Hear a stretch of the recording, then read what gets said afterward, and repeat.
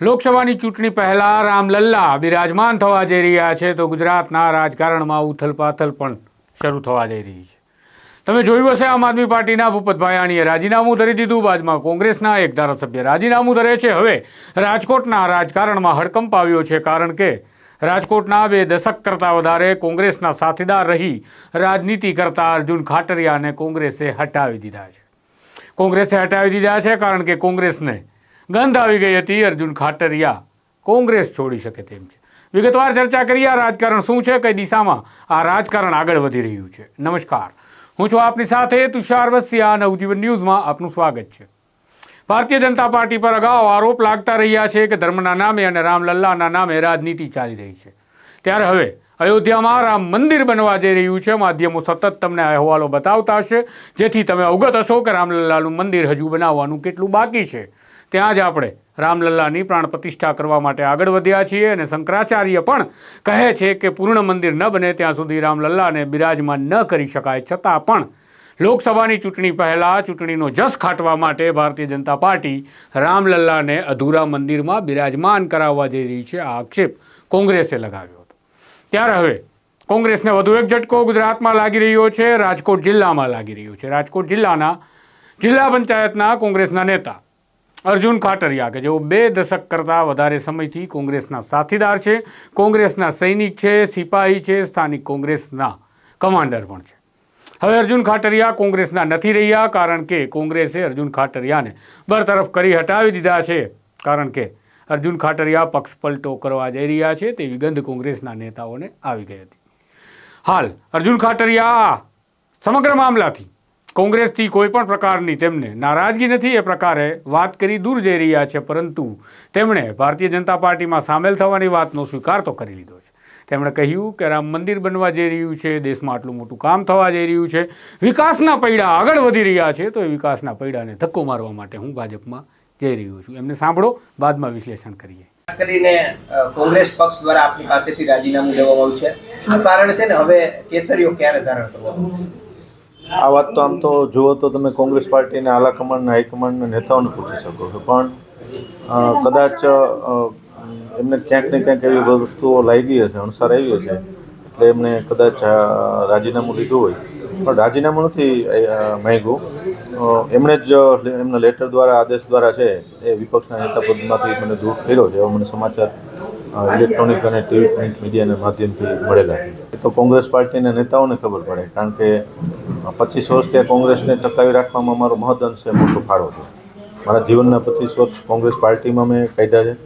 કોંગ્રેસને ટકાવી રાખવા માટે ખૂબ તાકાતથી જિલ્લામાં કામ કર્યું હતું. કોંગ્રેસ પાર્ટી જિલ્લા પંચાયતમાં પણ જ્યારે તૂટતી હતી ત્યારે જિલ્લા પંચાયત ટકાવી રાખવા માટે અમે ખૂબ મોટો સહયોગ અને અમારું શક્તિઓ છે એ કામે લગાડી હતી.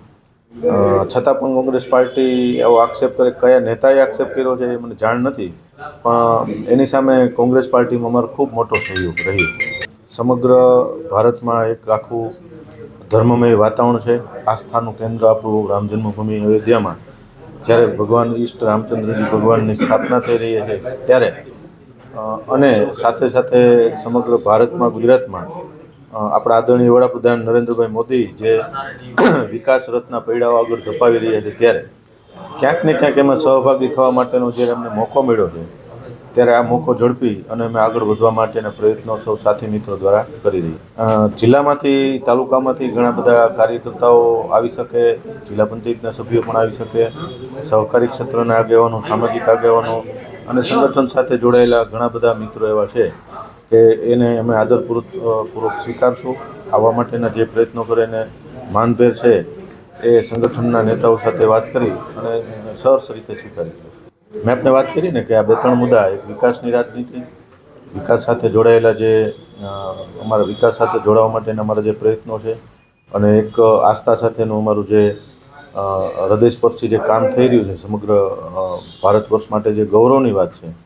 આ બધા જ મુદ્દાઓ છે એ ક્યાંક ને ક્યાંક ખેંચાણ કરે એવી બાબત. કોઈ પણ સાથે નારાજગી નથી. હું કોઈની નેગેટિવ વાત કરું એવું મારો કાયમ માટે સ્વભાવ નથી, અને ક્યારેય પણ કોઈને નુકસાન કરવા માટેનો મેં ક્યારેય એવો પ્રયત્ન નથી કર્યો.